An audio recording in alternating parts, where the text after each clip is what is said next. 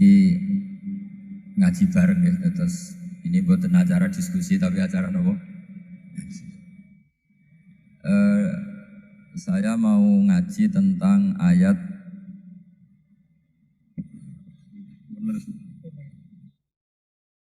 Qul bi fadlillahi wa bi rahmatihi fa bidzalika falyafrahu. Ajarkan Muhammad atau katakan Muhammad pada umatmu, sebaiknya atau seharusnya mereka hanya gembira dengan melihat fadlnya Allah dan rahmatnya Allah. Ini harus kita pahami mulai dari konstruksi yang paling pokok, yaitu akidah.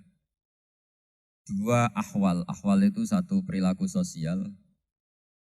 Tiga mutammimat, sesuatu yang tidak pokok, tapi kita butuhkan dalam mengawal hidup ini. Saya beri contoh, orang itu sampai maksiat, itu karena cari kesenangan. Misalnya baru penat itu, ingin seneng, ada orang yang macam-macam lah, ingin melihat maksiat, apa itu pornografi, apa nyabu, apa macam-macam. Itu sebetulnya agama punya konsep yang luar biasa, yaitu seharusnya seseorang itu gembira. Gembira dengan ketaatan. Lalu pertanyaannya caranya gembira gimana? Gembira itu mudah. Jadi misalnya kamu sujud sama Allah Subhanahu wa taala. Terus cara berpikir begini, ini sekaligus ijazah. Cara berpikir begini. Ya Allah, ini kata Sayyidina Ali, kafani izzan an aku nalaka abdan, wa kafani fakhron an takuna li robban.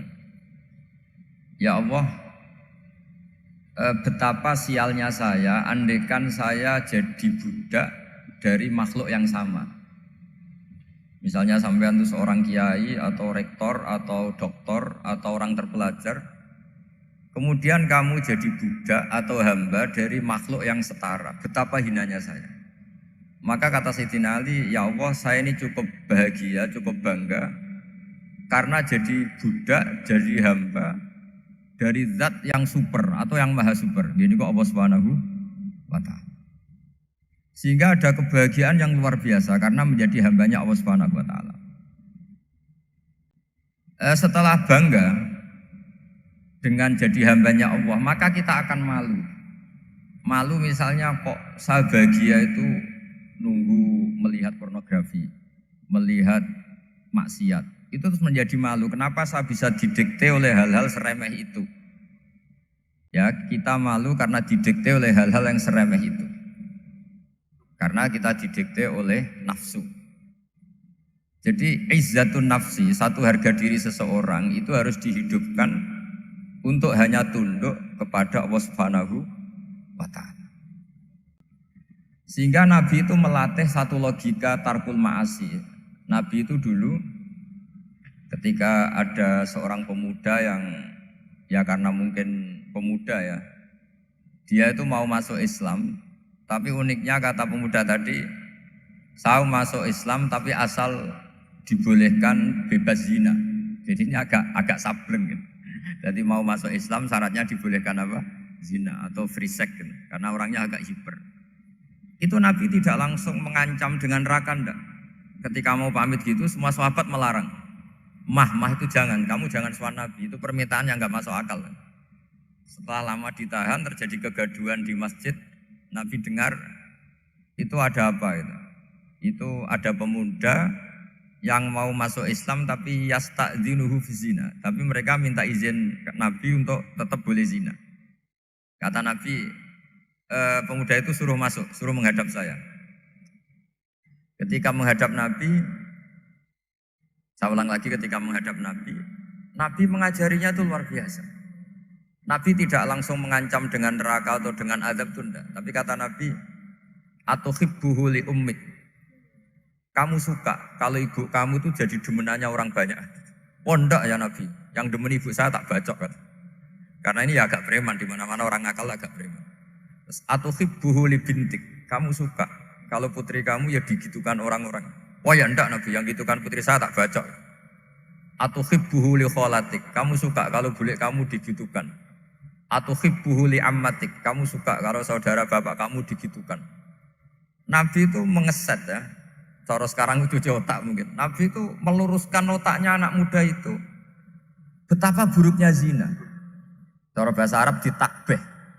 Betapa buruknya zina. Kamu suka kalau korbannya ibu kamu, putri kamu, bude kamu, bule kamu. Sehingga orang itu matur ya hasbuka ya Rasulullah, ini sudah cukup. Saya tidak pernah melihat sesuatu seburuk zina. Jadi fa'alqallahu fi qalbihi bughdha zina. Kemudian Allah meletakkan di hatinya, menanamkan benci zina. Sehingga akhirnya pemuda tadi menjadi iffah, menjadi menghindari zina. Artinya begini ya, ini mungkin yang lolos dari para kita sebagai dai, kita tidak belajar banyak tarbiyahnya Rasulullah Shallallahu Alaihi Wasallam. Jadi kalau kita benci maksiat itu jangan hanya ditahdzir, ditakutkan neraka, itu enggak. Jangan hanya itu. Tapi di logika.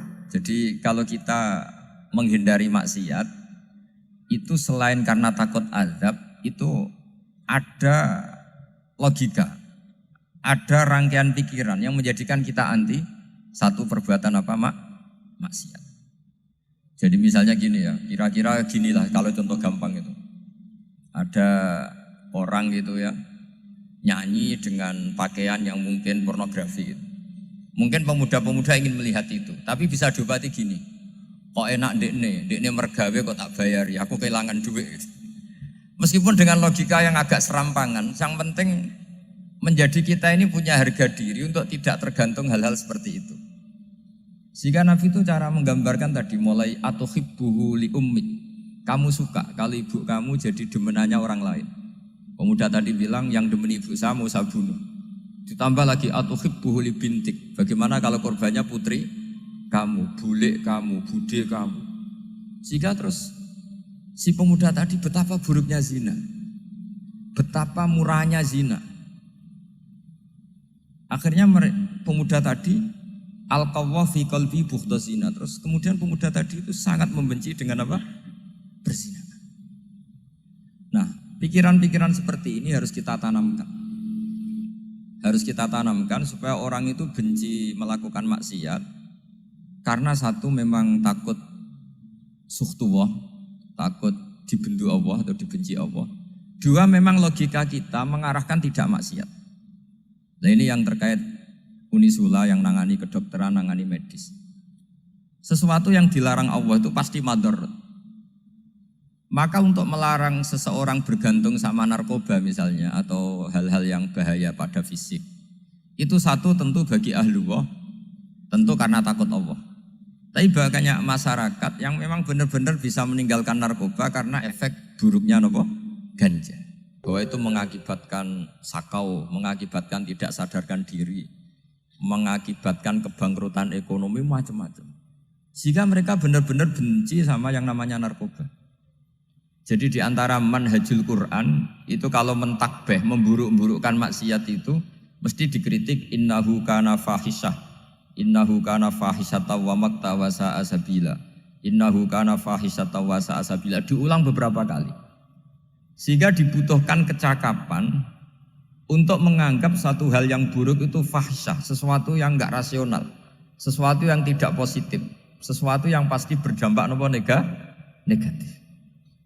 Sehingga kalau misalnya tadi dibacakan oleh Qori kuntum khaira ummatin ukhrijat linnasi ta'muruna bil ma'ruf wa tanhauna 'anil munkar. Untuk berhenti dari kemungkaran itu satu takbihun litilkal munkar atau litilkal munkarat, bahwa munkarat itu kita cap, kita stigmasi bahwa itu buruk sekali. Seperti Nabi mengajarkan pemuda tadi, masa kamu suka ibu kamu digitukin lelaki lain, putri kamu, bule kamu, bude kamu, sehingga orang ini pikirannya termindset betapa buruknya zina. Sama seperti kita sukses memindset betapa buruknya narkoba, betapa buruknya bahan-bahan terlarang. Begitu juga seterusnya, terus pengkhianat dan sebagainya. Tapi problem manusia adalah Dia itu akan mencari kebahagiaan atau kesenangan sesaat. Maka caranya gimana? Keinginan senang lewat maksiat ini dilawan dengan nyaman dengan taat. Saya ulang lagi, nyaman dengan taat. Sehingga ulama dulu punya kalimatul munajat, artinya kalimat hubungan pribadi sama Allah yang menjadikan orang itu nyaman. Dan ini yang diajarkan kitab-kitab tasawuf. Kitab tasawuf itu sukses mengajarkan melihat alam raya ini semuanya nyaman, termasuk yang mengecewakan. Itu dianggap nyaman. Saya berkali-kali mengajarkan ilmu ini karena ini musalsal ila Rasulillah SAW. Itu pernah suatu saat Imam Ahmad itu dipanggil sama tetangganya, anak muda. Tentu Imam Ahmad ini orang yang sangat soleh, sangat waroi, sangat tunduk sama perintahnya Allah dan Rasul. Pemuda tadi manggil, ya Ahmad, datang ke rumah saya. Imam Ahmad datang. Setelah sampai ke pemuda tadi, sudah pulang lagi, saya tidak butuh kamu. Pulang lagi. Setelah sampai rumah dipanggil lagi, ya Ahmad, datang lagi. Datang lagi. Oh, saya tidak jadi butuh, pulang lagi. Sampai 3 kali. Dan itu perangai ekspresi Imam Ahmad itu atau ulama lain yang sesoleh beliau itu nyaman, indah. Beliau tetap senyum-senyum nyaman itu. Beliau tidak tersinggung, tidak terprovokasi, pokoknya tidak tersinggung, kelihatan nyaman. Lama-lama pemuda ini terus tanya, ya Ahmad, kamu saya perlakukan seperti ini kok tidak tersinggung? Kamu senyum-senyum saja, happy-happy saja. Jawabnya Imam Ahmad itu unik. Wahai pemuda, saya kamu panggil itu senang sekali. Karena kata Nabi, kalau kamu iman dengan Allah dan Rasul, maka hormatilah tetangga. Jadi saya senang. Karena nuruti perintah Allah untuk menghormati tetangga. Jadi tidak ada urusannya dengan kamu. Kagetnya kayak apa? Jadi dipanggil tetangga ya senang karena melakukan perintahnya Allah dan Rasul, yaitu ikramul jar, fal yukrim jarah. Disuruh pulang, kamu ingin saya pulang, ya saya pulang. Disuruh datang, ya saya datang. Jadi saya tidak tersinggung, saya tidak ada urusan dengan kamu. Urusan saya dengan Allah Subhanahu wa Ta'ala. Itu kalau bapak-bapak istrinya ngomel terus sabar itu ya bagus. Saya tidak punya urusan. Kalau kamu terprovokasi oleh istri, berarti kamu didikte oleh makhluk. Masa seorang rektor didikte makhluk? Kan tidak keren. Apalagi seorang Habib didikte makhluk, kan tidak keren. Yang bisa mendikte kita hanya Allah Subhanahu wa Ta'ala. Dan Allah mendikte kita, mengajarkan kita wa ashiruhunna bil ma'ruf fa in karihtumuhunna fa asa an takrahu shay'a wa yaj'alallahu fi khairan katsira. Jadi cara melihat istri kita bawel gitu atau cerewet, alhamdulillah ini ada pahala tanpa modal, cukup sabar. Kalau istri kamu sedang mesra malah mintanya ke mall, malah biayanya tinggi. Murah mana dapat pahala dimarahin sama saat mesra minta ke mall? Milih yang pertama kan? Nah ya itu tidak usah modal itu. Ya gitu aja. Jadi kalau istri sedang marah bawel, anggap saja ini rezeki. Dapat pahala tanpa apa? Biaya. Nah, kalau pas rukun malah nantang ke mall, biayanya malah tinggi. Jadi ulama dulu itu melihat dunia itu happy. Pernah Imam Syafi'i dikasih tahu, orang yang tadi nyium tangan kamu ya, itu di rumah menghujat Anda. Jadi dia sopan hanya di depan Anda, kalau di luar menghujat Anda. Jawabnya Imam Syafi'i lucu. Ya baguslah.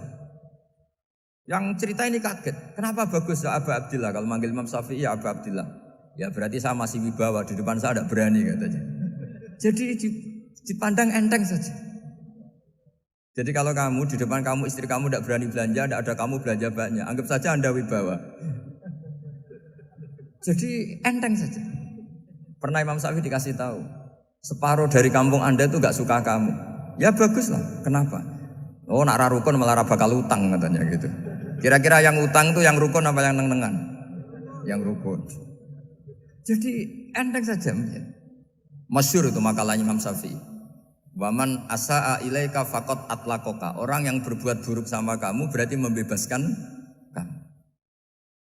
Kalau saya sedang neng-nengan sama Habib Hasan Toha Putra, beliau naik Alphard gak nawarin saya sah karena baru neng-nengan. Tapi kalau sedang rukun malah harus repot mana? Rukun sama ndak rukun? Repot rukun sebetulnya. Jadi Imam Syafi'i itu happy saja. Kalau sedang rukun sama tetangga ya dianggap rukun itu satu kenikmatan. Sedang tidak rukun ya dianggap satu kenikmatan. Jadi orang dulu itu serilek itu melihat dunia. Kalau kita kan enggak, ego. Wah saya ini suami kok dimarahin istri. Wah ini egonya bangkit. Padahal egonya bangkit itu ada kebodohan di situ.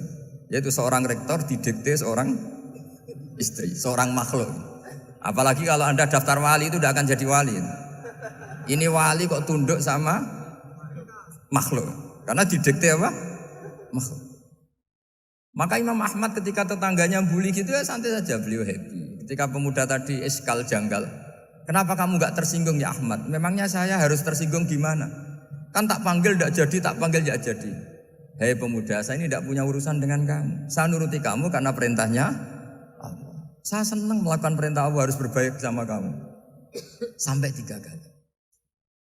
Jadi kebahagiaan ini pula yang harus kita latih dalam melakukan ketaatan. Tapi memang obsesi saya terbesar atau cita-cita saya terbesar memang setiap ngaji saya ingin orang mukmin semuanya itu bahagia. Dengan bahagia itu mereka tidak neko-neko ingin mencari kebahagiaan lewat jalur apa maksiat.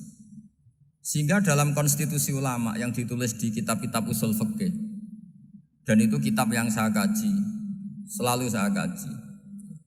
Itu membela-bela sesuatu yang mubah itu sampai luar biasa. Karena melihat mubah itu misalnya Anda tidur itu berstatus mubah. Anda bermain catur berstatus mubah. Anda rileks sama teman jagungan semalam dengan teman rektor atau dosen atau yayasan itu melihatnya bukan mubah tapi tarkul maksiyah. Misalnya saya semalaman asik musamaroh itu jagungan malam sama Habib Toha Al-Munawwar. Itu Allah ngitungnya bukan, wah ini jagungan ngalor ngidul tidak penting tuh enggak. Malam itu bahak tidak ke dugem, tidak ke tempat maksiat. Sehingga ada ulama yang mengatakan mubah itu enggak ada. Saya ulang lagi, mubah itu enggak ada. Kan umumnya ulama bagikan wajib, ya kan, haram gitu. Terus diantaranya mubah, sunat, makruh. Ada ulama yang mengatakan mubah itu enggak ada. Kenapa logikanya begini? Itsma min mubahin illa wa yatahaqqaqu bihi tarku haramimma. Karena tidak ada mubah yang Anda lakukan kecuali saat itu pasti ditinggalkannya sebuah keharaman. Misalnya Anda sedang jagungan sama istri di luar, di rumah, asik di rumah semalaman. Mungkin bahas hal-hal yang ringan. Mungkin melihat sinetron atau apalah yang ringan. Tapi di situ terjadi Anda meninggalkan ke tempat-tempat maksiat. Sekarang ninggal maksiat itu wajib apa mubah? Wajib. Padahal Anda sedang melakukan mubah. Nah itu dicatat oleh Allah itu tarkul haram, meninggalkan keharam. Jika masyhur dalam cerita wali-wali itu, Abu Yazid yang seperti itu ibadahnya pernah tanya, ya Allah lalu yang makomnya orang seperti saya siapa? Karena beliau semalaman ibadah terus. Sama Allah dijawab, ya yang tidur di pinggir kamu itu. Abu Yazid, loh kok bisa ya Allah? Dia kan tidur terus. Ya kan dia tidur berarti meninggalkan keharaman. Ngomong sing potongan tukang maksiat itu apik turu apik melek kira-kira gitu. Apik turu. Timbang sama nak melek pola wis turu ae kira-kira gitu. Jadi enggak usah dipaksa tahajud, dipaksa qiyamul lail itu. Iya kalau qiyamul lail. Kalau dapat informasi, ke sini ikut saya terus katut kan repot. Jadi perlawanan terhadap maksiat itu sebetulnya gampang dalam Islam karena tadi nggak ada sesuatu yang mubah kecuali saat dilakukan berakibat meninggalkan keharaman. Mudah sekali. Jika banyak orang jadi wali itu karena melakukan mubah. Itu ada orang jadi wali itu karena sering makan. Ya makan biasa itu. Karena ketika makan ya Allah betapa doifnya saya. Katanya saya presiden, katanya saya rektor, saya kiai. Ternyata kalau nggak makan tuh lemes. Apa hebatnya makhluk yang bergantung makhluk yang lain, yaitu makanan. Nah karena seperti itu terus dia al-laja'illallah, terus dia sungkeman ning Allah. Betapa lemahnya saya. Sebab itu ketika Quran mengkritik dan dengan tanda kutip kemungkinan Tuhannya Isa bin Maryam, itu ngeritiknya sederhana Quran itu.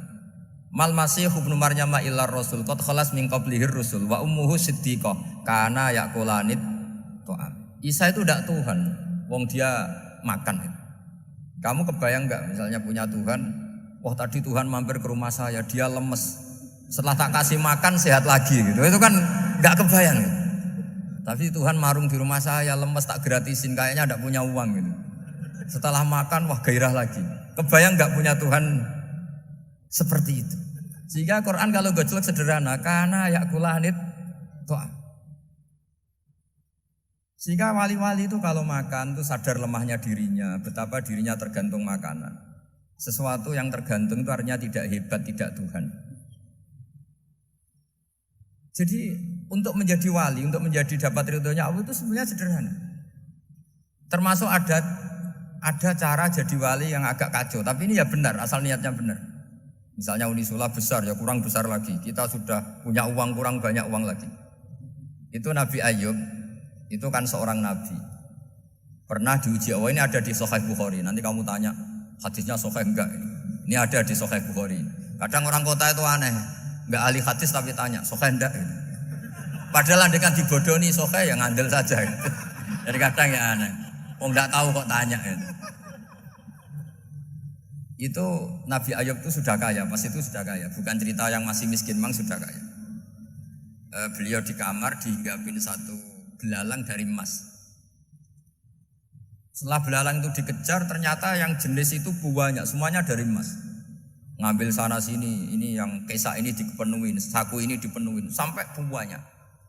Sama Allah digojlok, kamu itu Nabi saya, kenapa kamu mengumpulkan harta sebanyak itu? Kamu itu Nabi saya kok rakus? Jawabannya Nabi Ayub unik. Ya Allah, siapa yang bisa kenyang dari rahmatmu? Ya, jadi kalau kamu punya uang 1 miliar, kok ingin 1 miliar 100, ingin 1 miliar 200, itu cara ngitung bukan uang. Ya Allah, siapa yang bisa kenyang dari rahmatmu? Karena rahmat Allah tidak terbatas, sudah Gusti tenang saja. Meskipun saya gini, rahmat Anda tidak akan habis. Sehingga waroi ada ilmunya, tomak juga ada ilmunya, termasuk ragus itu juga ada ilmunya. Misalnya begini, ini contoh ragus yang ada ilmunya begini. Ini saya beri contoh. Mungkin yang boleh niru orang-orang soleh, kalau nggak soleh jangan. Imam Syafi'i ini cerita nyata. Imam Syafi'i itu dulu ketika ngaji masih muda itu nggak suka sama guru yang kaya. Kebetulan dia punya guru miskin terus. Namanya Sufyan As-Tsauri, itu miskinnya Masya Allah. Sufyan bin Uyainah juga miskin. Jadi dia miskin, punya guru miskin terus. Sehingga idolanya ya sama guru-guru yang miskin. Suatu saat guru-guru ini menyarankan dia ngaji Imam Malik. Imam Malik itu kaya raya. Itu babutnya Imam Malik kalau diinjek itu mata kakinya tidak kelihatan saking halusnya. Kalah Indonesia kalah. Imam Malik tuh gaya. Kalau ngaji di kursi tinggi terus pakai bukhur itu, pakai jubah Arab yang mahal itu. Pokoknya mewah kali Imam Malik. Terus dia mulai ini kiai kok kaya. Kemudian setelah beliau alim tanya, saya harus ngaji siapa setelah ilmu jenengan habis kira-kira gitu. Kata Imam Malik, sudah kamu tidak usah perlu ngaji saya, kamu sudah alim alama. Terus Imam Malik datang ke Baki. Zaman itu Baki itu semacam kayak rentalan ya, semacam Grab lah kalau dulu. Mana kafilah yang mau ke Irak? Ya sudah terus. Oh kita mau ke Irak. Ini antar ke Muhammad bin Hasan As-Syaibani. Itu dibiayai sama Imam Malik. Grabnya ya dibayarin, itu kafilahnya itu ya dibayarin. Imam Syafi'i disangoni surrotan min dhahabin. Jadi satu kepes uang dikasihkan. Itu pernah tak hitung semurah-murahnya itu sekitar 60 juta. Imam Syafi'i mulai mikir, kiai yang saya kritik lomo, sing kiai miskin tak puji, gak pernah ngamal kan, tentu orang miskin gak. Setelah datang ke Muhammad bin Hasan As-Syaibani, beliau itu pakar usul fikih, muridnya Abu Hanifah. Beliau al-usuli, pakar usul fikih. Itu Muhammad bin Hasan As-Syaibani itu kalau ngitung emas, itu di ruang tamu. Uangnya miliatan, emasnya banyak. Dari kota ini dipindah ke kota ini, emas kalau ngitung di ruang tamu. Bukan di kamar, di ruang tamu. Imam Syafi'i tambah kaget. Imam Malik kayak gitu sudah soal malah ini kaya raya. Setelah Imam Syafi'i kelihatan kaget, digojlok sama Muhammad bin Hasan As-Syaibani karena beliau senior. Ata'jabu min hadza, kamu aneh melihat ini? Iya. Kenapa? Ulama kok kaya raya.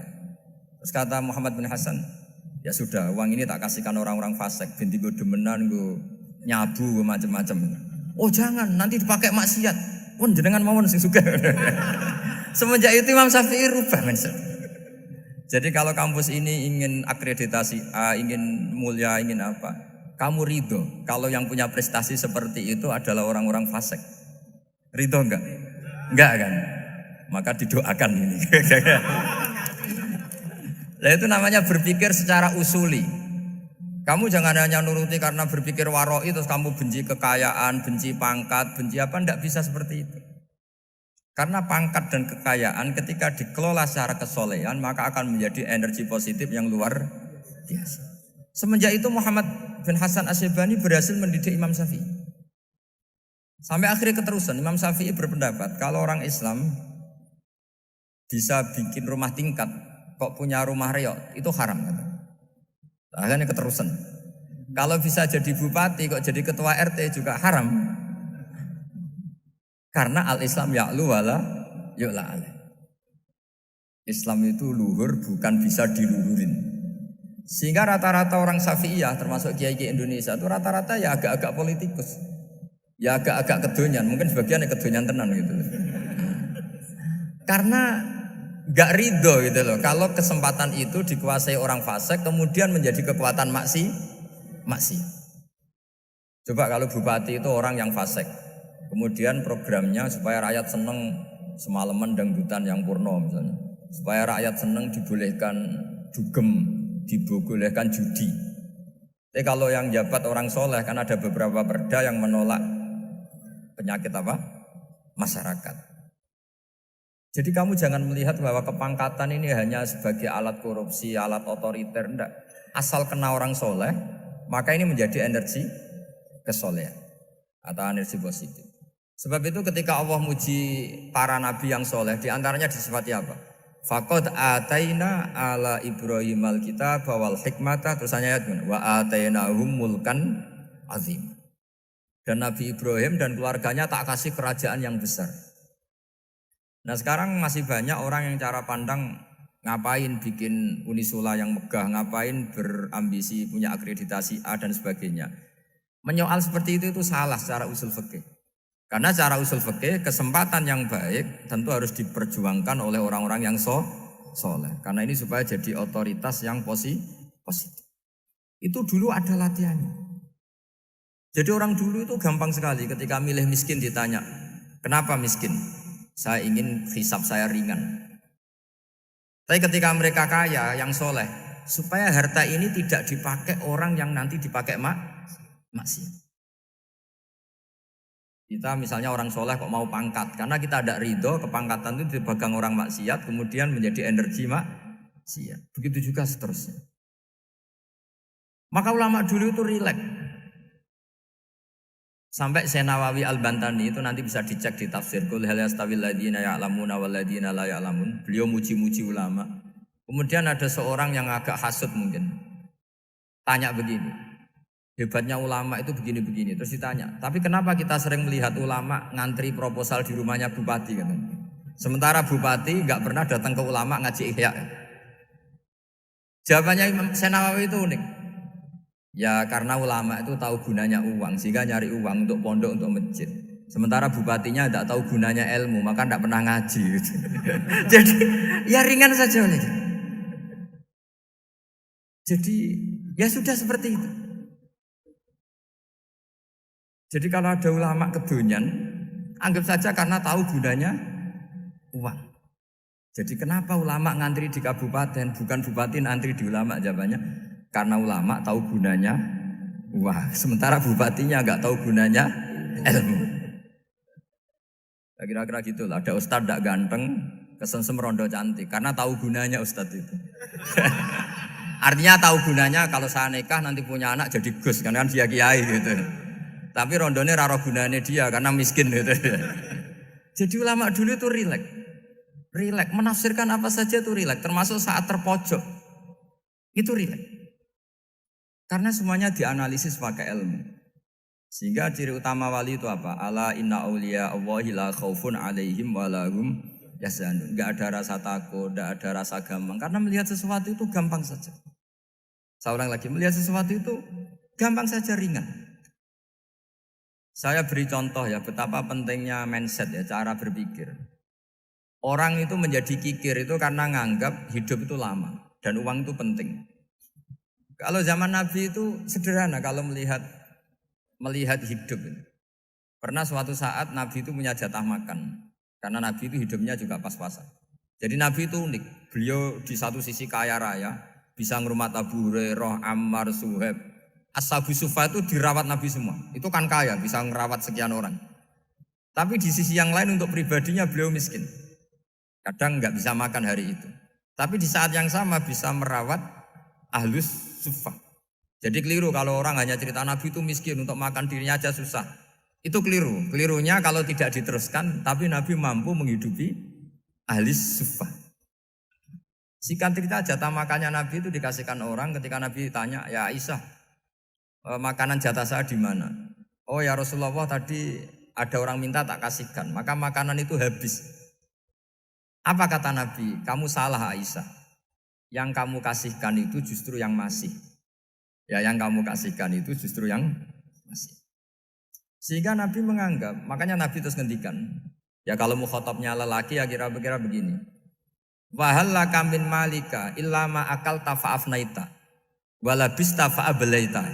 Terus hanya wa tasaddaqta fa'abqaita kata Nabi.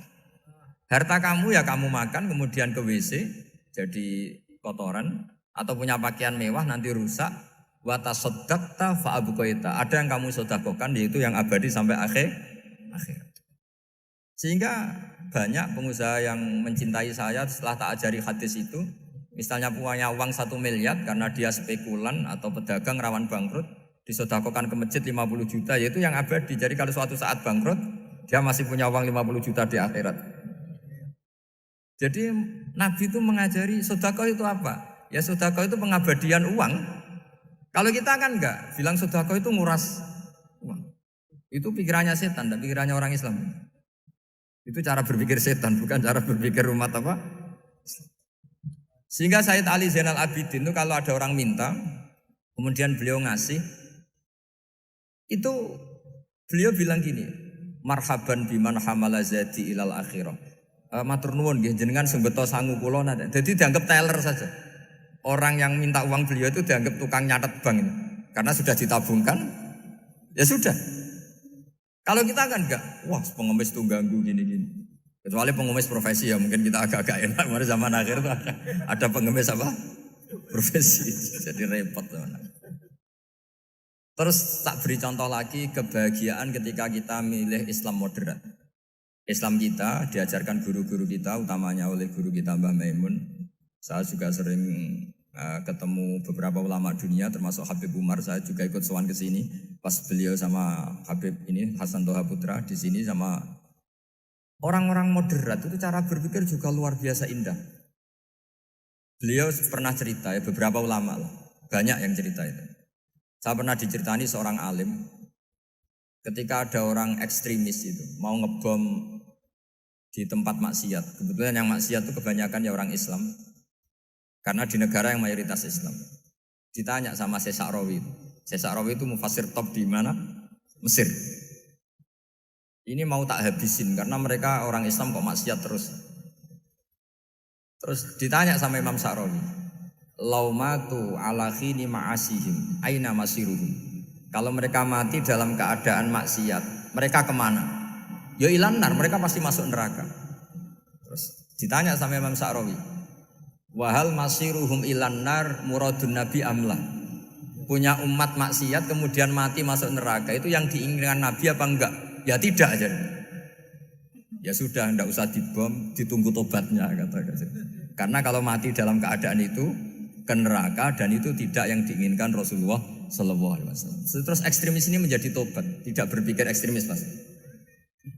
Jadi orang itu harus berpikir mindset yang baik. Meskipun kadang berpikir baik itu ya agak-agak kacau. Ada seorang wali majdub itu kalau berdoa agak kacau, tapi nggak bisa dibantah. Masyhur itu doa itu. Ini sekaligus ijazah, tapi kalau sebelum wali nggak boleh. Itu datang ke makamnya Rasulullah SAW. Terus doanya itu begini. Ya Allah, sekarang terserah engkau. Ya Allah, sekarang terserah engkau. Jika saya kamu jadikan orang soleh, jika saya engkau jadikan orang soleh, maka surra habibuk, maka kekasihmu ini senang. Yang susah musuhmu yaitu setan.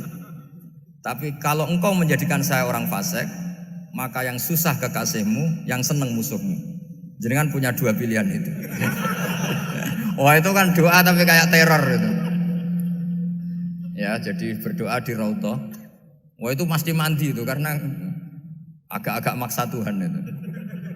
Ya Allah, engkau punya dua pilihan. Jika saya jadi orang soleh, maka kekasihmu ini senang. Musuhmu yang susah yaitu setan. Tapi jika saya jadi orang fasik, maka musuhmu yang senang, kekasihmu yang susah. Mohon terserah jenengan, mau menyenangkan kekasihmu, apa menyenangkan musuhmu gitu. Kira-kira gimana? Kalau tertarik boleh doa itu dipraktekkan. Tapi kayaknya kalau copy paste itu gak keren, apa? Jadi dulu orang itu muamalah sama Allah dan Rasul itu rileks.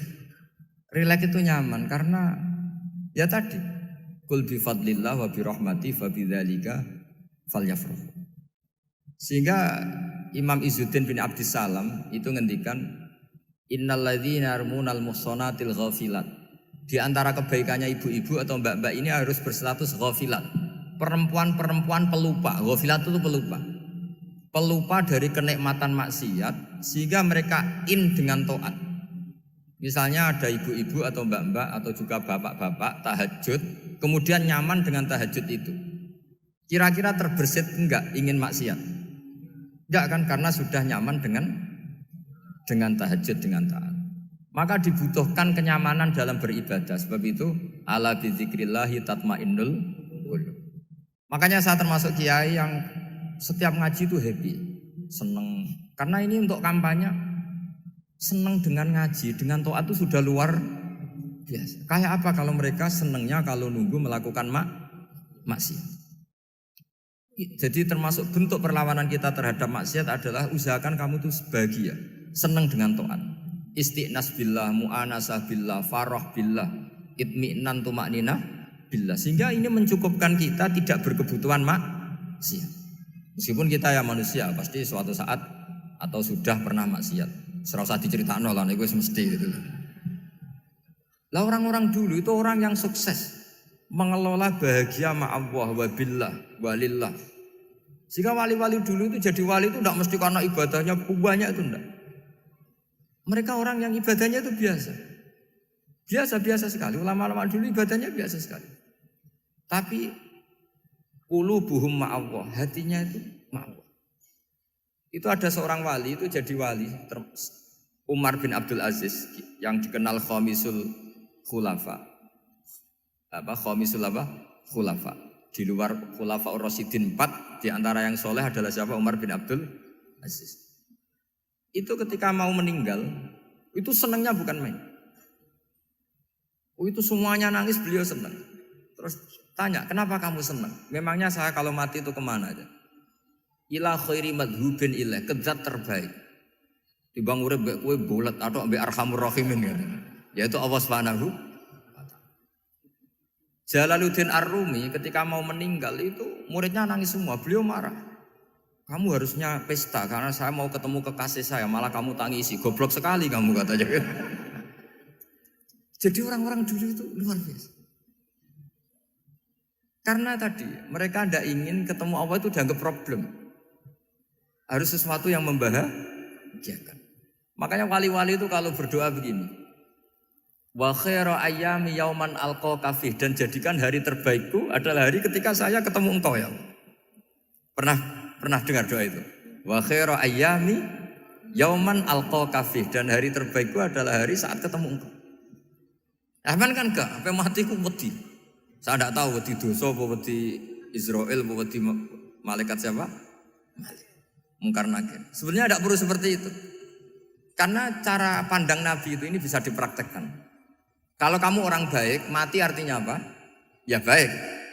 Karena husnul khotimah. Kalau kamu orang yang buruk, itu kata Nabi Anggap saja mati itu akhir dari keburukan kamu. Nak kowe urip terus malah maksiat terus. Maka Nabi itu kalau ngajari kita berdoa gini, Allahumma ij'alil hayata ziyadatan li fi kulli khairin wal mauta rohatan li min kulli syarri. Ya Allah, kalau saya hidup ya anggap saja ziyadah fi kulli khairin, berpotensi nambahi kebaikan. Kalau saya mati anggap saja ini akhir dari segala keburukan. Maka saya berkali-kali guyon. Makanya tradisi ulama-ulama NU, ulama-ulama pesantren, ya ada hanya NU, pokoknya ulama-ulama alim. Itu kalau ada orang mati, orang nakal gitu mati, ini saya gitu. Itu hadirin mesti gak terima. Wah, api enang itu wong wakal. Tapi dipaksa sama kiainya, saya gitu. Lama-lama dipaksa. Saya gitu. Padahal ning atine kiai wis ra iso maksiat meneh, wis saya gitu. Karena dengan mati berarti saya sudah tidak bisa maksiat lagi. Jadi Nabi melihat hidup dan mati itu segampang itu. Kalau al-hayata ziyadatan li fi kulli khairin wal mauta rohatan li min kulli syarr. Coba kita ke depan itu kan ada potensi zina, potensi korupsi, potensi maksiat. Yang bisa menghentikan potensi itu apa coba? Mati ya, udah pinter ya. Sudah maju berarti. Berani mati. Berani. Tapi jangan di sini ngel-ngelo panitia. Artinya yang selama ini kita risau dengan kematian, dengan apa? Nabi ngajari kita tadi. Allahumma ij'alil hayata ziyadatan li fi kulli khairin wal mauta rohatan li min kulli syarr. Ya Allah, jadikan hidup ini sebagai bekal menambah kebaikan. Dan suatu saat kalau saya mati, semoga itu akhir dari segala keburukan. Jadi artinya Nabi itu ngajari kita itu positif terus. Sama seperti ulamanya tadi. Nak lagi rukun mbek tonggo ya sanggep ae kanca keapian. Nak nenengan ben ra utang ngoten. Dadi pokoke penak terus itu lho. Nak bojo lagi ngamuk alhamdulillah gak ngajak blonjo. Nak pas rukun ya alhamdulillah kok lagi rukun. Jadi gampang semua. Makanya ada seorang alim itu ngendikan begini, ada yang tanya. Saya tuh dulu ketika kaya, teman saya sering main ke saya. Setelah saya miskin gak ada teman-teman yang ke saya. Dikira si Habib ini kebetulan orangnya Habib itu mendukung keluhan dia. Ternyata enggak. Si orang alim itu bilang gini, malah bagus toh gitu. Kowe wis melarat buruhe wong. Ya sudah kamu miskin buruhnya orang lain. Misalnya tukang manol di pasar atau tukang becak. Kemudian teman-teman kamu datang, malah kamu malu tuh jadi tontonan. Bagus kalau mereka lupa, pas kamu miskin enggak ada yang lihat katanya. Jadi apa ya, dianggap enteng saja gitu. Akhirnya orang ini gak jadi ngeluh. Selama ini kan kita ngeluh ya ketika miskin teman-teman gak datang. Coba kalau mereka datang pas kamu buruh bikin foto di orang lain. Mantan bos buruh, malu gak? Milih datang apa enggak? Enggak lah, sudah bener itu. Jadi ulama dulu itu makanya sering baca biar tahu solusi hidup. Jadi ulama dulu tuh gampang sekali melihat kehidupan itu. Gampang sekali, indah, gampang. Sekarang tuh enggak. Orang itu cara berpikir nuruti nafsu, itu yang bahaya. Makanya Quran ngeritik ara'aita man ittakhadha ilahahu hawa. Orang yang cara berpikir itu nuruti hawa nafsu. Kalau zaman Nabi, zaman sahabat, zaman ulama itu enggak seperti itu. Sehingga cara berpikir itu mudah. Makanya kata Nabi absyiru ya ma'sarul muslimin kata. Kamu harus senang ya ma'sarul muslimin. Allah sekarang buka pintu langit yang sebelumnya enggak pernah dibuka. Dan Allah yubahi bikum malaikatah. Dan Allah membanggakan kamu kepada para malaikatnya. Kenapa? Umatnya Muhammad, umatnya Rasulullah Muhammad SAW. Itu kalau sampean kepengen mati setiap saat itu baik. Itu resepnya gampang kata Nabi. Addu faridotan wantadzoru ukhra. Jadi Allah memberitahu, ya Muhammad umatmu ini luar biasa. Jadi misalnya tadi kita sholat subuh, ditanya, Bahak kamu sekarang ngapain? Nunggu sholat duhur ya. Setelah sholat duhur ditanya lagi nunggu apa asar. Sehingga faman kanat hijratuhu ila Allah wa rasulih fa hijratuhu ila Allah. Jadi kalau ya sudah ini tak ijazahkan. Kalau setelah sholat subuh nunggu apa? Duhur. Setelah duhur nunggu. Sehingga ketika kita mati itu statusnya penunggu sholat. Tapi kamu kan enggak miskin. Kenapa? Penunggu kaya. Ya itu enggak masuk surga itu. penunggu kemapanan. Berarti kan menunggu sesuatu yang seleranya nafsu. Beda kalau penunggu sholat. Berarti kamu di dunia menunggu ritual ibadah. Maka di antara ijazahnya Nabi apa? Addu faridotan wantazuru ukhra. Melakukan satu fardu, kemudian kita menunggu tugas berikutnya. Jadi niati saja setelah subuh nunggu apa? Duhur. Setelah duhur, meskipun kita di perapatan, apa? Nunggu asar. Tapi ya asar betul, jangan nunggu tok pas asar enggak. Jadi sebetulnya umat ini gampang sekali. Jadi di antara kebanggaan Allah, yubahi itu Allah bangga dengan malaikatnya adalah umat ini adalah addu faridotan wantazoru ukhra, melakukan satu fardu kemudian menunggu fardu yang lain. Dari mengkhidmati kampus, ingin mengkhidmati masyarakat, dari satu masyarakat lokal Semarang menjadi sampai sekarang sampai Banjarmasin, Unisula mau bikin kampus di sana terus gitu. Dari satu tugas ke tugas yang lain. Makanya Islam diajarkan setelah satu tugas selesai, faida faruh tafan sok. Jadi sehingga hidup kita itu dinamis. Dari satu kebaikan menunggu kebaikan lain, dari satu kebaikan menunggu. Sehingga hidup kita ngapain? Nunggu satu kebaikan. Ini sudah masuk faman kanat hijratuhu ilallahi wa rasulih fa hijratuhu ilallahi wa rasulih. Sehingga bayangkan kalau kita direkam Allah, Gusti kula ampun mati nak dereng sugih. Wis melarat puluhan tahun, sakit, nunggu sesuatu sing sifatnya nafsu, kepengin sugih. Sugih tok jak cukup. Tahu buruhno wong sing tahu ngenyek ndekne lho, itu kan urung-urung wis dendam. Saya belum mau mati sebelum kaya dan buruhkan orang yang pernah melecehkan saya. Wis ngono akhirnya mati urung sugih. Berarti wis fakir matine hasud. Mau itu ngenes dunia akhirat kan kira-kira seperti. Kamu santai aja kalau fakir berarti ngeringankan hisab karena ada banyak harta. Yang mau dihisab papanya enggak punya apa-apa. Jadi saya mohon sekali ya, Islam itu mengawal kebahagiaan. Sebab itu sampai bahagia itu menjadi perintah Islam, kul bi fadlillah wa bi rahmati fa bidzalika falyafrahu. Karena dengan bahagia bi taat diharapkan orang Islam itu tidak bahagia atau cari kesenangan lewat jalur maksiat. Sehingga ciri utama wali apa? Ala inna auliya Allahi la khaufun alaihim wa lahum yahzanun.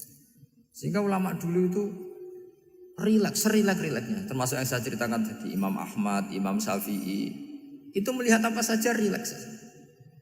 Ya tadi kalau disenangi orang ya barokah, punya kawan kebaikan. Nak dineng ya barokah dineng di gedingi tonggo rada utang, ngeranjuk tulung gitu. Jadi rileks saja. Masyhur itu Imam Syafi'i ngendikan, waman asaa ilaika faqad atlakoka. Orang yang berbuat buruk sama kamu, hakikatnya adalah membebaskan kamu. Atlako itu apa? Membebaskan. Enak gak jadi hidup gitu? Kalau kamu kan enggak, kok gedeng aku salahku apa? Malah kamu ujub tuh, orang kok gak tahu salahnya. Kamu jadi suami, istrinya ngomel, kurang apa saya sebagai suami? Ya kurang banyak, enggak ganteng, enggak kaya, enggak ini. Malah kalau diterangkan malah parah toh. Ya sudah rileks saja, kalau dia ngomel ya tadi alhamdulillah dapat pahala tanpa apa? Biaya. Terus ngomel kan butuh energi, paling yang enggak kuat 3 jam. Nanti juga berhenti apa? Sendiri. Terus ambil nilai positifnya, misalnya ngomel sama suaminya, bagus lah. Kalau ngomel sama tetangga malah kayak apa gitu aja udah. Jadi ulama dulu itu gampang sekali melihat hidup. Rasulullah ya gitu, melihat hidup tuh gampang saja. Ketika tanya, ya Aisyah apa ada sarapan? Tidak ada ya Rasulullah, ya sudah saya tak puasa. Jadi enteng saja. Kadang-kadang beliau ingin puasa, ya puasa sunat, ada sarapan gak jadi puasa. Rileks. Nabi itu rileks. Kalau ngajari kebaikan juga rileks. Nah sekarang itu banyak orang yang karena mungkin kurang baca, Islam itu kayak menjadi aturan yang bengis, yang repot, yang mengekang. Itu tidak seperti itu. Yuridu wa bikumul yusra wala yuridu bikumul usra. Allah menghendaki agama ini mudah. Sehingga ada sahabat di Imami Mu'ad itu baca Baqarah. Sahabat ini pekerja petani, mufarokoh ditinggal. Ketika Mu'ad lapor, ya Rasulullah ini ada orang munafik, tengah-tengah sholat mufarokoh saya ditinggal. Yang disalahin itu tidak yang ninggal tapi Mu'ad. Afattanun anta ya Mu'ad, kamu itu tukang fitnah. Masa ngimami petani pakai surat Baqarah? Jadi yang disalahkan ini imamnya. Kalau kamu jadi imam, sholatnya ya yang cepat. Makanya terus banyak orang kecepatan karena tadi. Jadi Nabi itu enteng sekali. Jadi apa ya? Nabi itu beda dengan yang kita bayangkan beda. Nabi pernah ngaji di masjid, kemudian ada tetangga lewat pakai cangkul ke kebun. Semua sahabat gerutu. Ini orang tidak benar, ada Nabi ngaji ditinggal saja ke kebun, tidak ikut ngaji. Jawabannya Nabi tidak, itu bagus, itu ikut sunnah saya. Kenapa ya Rasulullah? Dia kerjanya nyari halal. Dan untuk menghidupi keluarganya itu juga ajaran saya. Sehingga yang ngaji ya ajarannya Nabi, yang enggak ngaji karena kerja mencukupi keluarga juga ajarannya Nabi. Segampang itu. Oh, kalau kayaknya kamu kan, wes roh akhlak kan gitu. Nabi rileks saja nggak. Sampai bisa lihat itu di Ihya, di bab Fadhailul Kasbi. Makanya ini penting sekali supaya orang itu berpikir Islam atau mendakwahkan Islam itu berdasar sanad ya yang muttasil yang pernah dilakukan Rasulullah Shallallahu Alaihi Wasallam. Semoga barokah. Assalamualaikum warahmatullahi wabarakatuh.